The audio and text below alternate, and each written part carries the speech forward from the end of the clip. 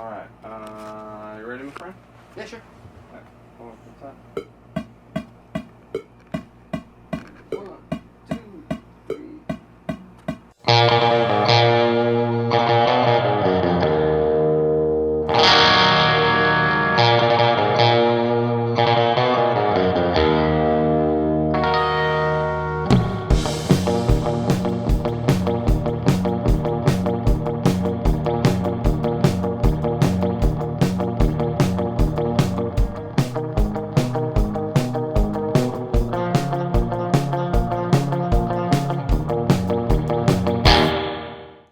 Hey guys, welcome back to the channel, and in episode 2 of Would I Rebuy This Guitar, I'm going to talk about my 1988 Corona Fender 62 reissue Strat.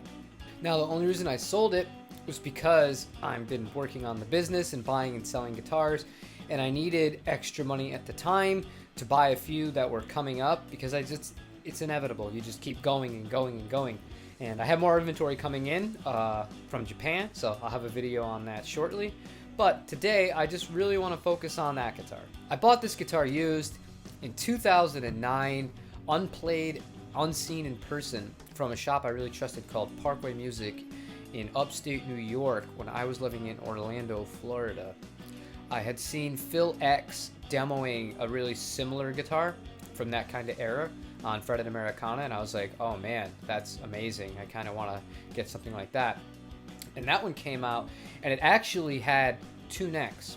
The original neck, the truss rod, was no good on it, but I got it in the deal, and I got a brand new 62 reissue neck that was already on and good to go.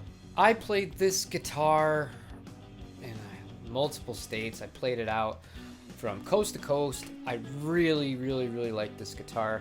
But I had felt like my time was just done with it, and I was ready to move on to other things. I still have my white Strat, and when my wife and I were talking and I was really going into the business of guitars and really selling them full time, I kind of decided for me personally, I would only want one of each. And I know this is famous last words, but I wanted one Strat, one Tele, one Les Paul, one whatever. And since I'm never selling that white Strat, I decided I could let go of the other one. Now, do these guitars live up to the hype that they have? Because on Reverb now, the cheapest you're going to get a custom color in one of these is, if you're lucky, $2,400. On the high end, in a mint one, you're looking at around $4,000. So these aren't cheap. You're right in custom shop territory. Would I say it's better than a custom shop? I mean, that's up to you. And to me, the early custom shops were built by the same people in that Corona factory. So take for that what you will. I love this guitar. It was worn. I put so much time into playing this guitar. I enjoyed every minute of it. It was with me for a bunch of press shoots that I did for different acts I was working on.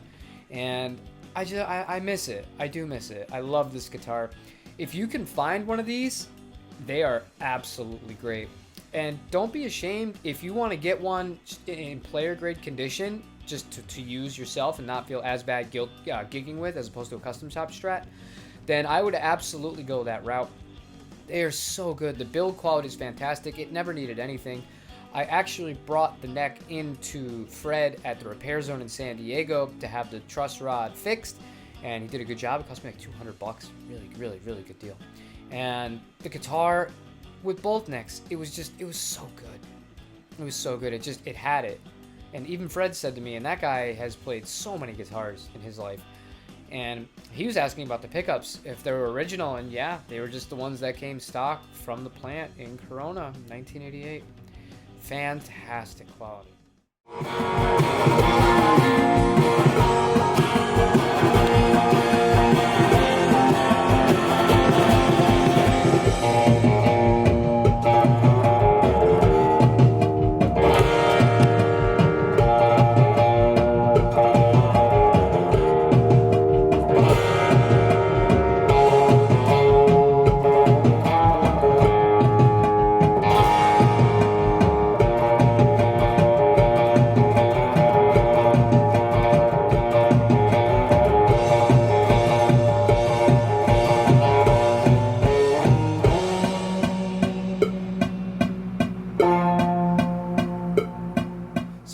rebuy this guitar in a heartbeat.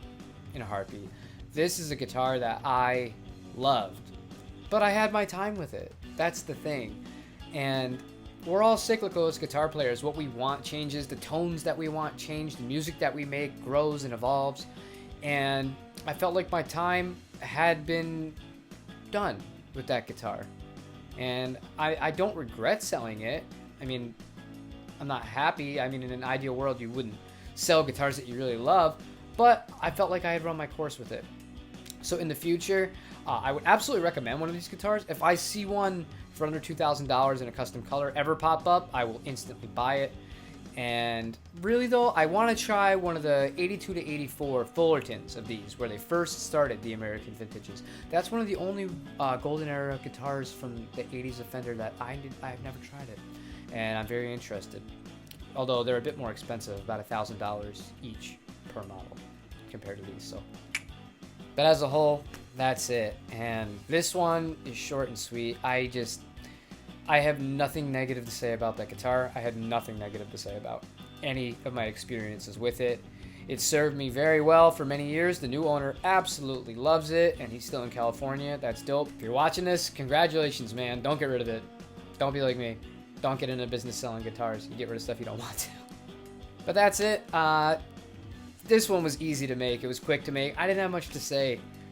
It's cut and dry. This guitar was fantastic. I loved it.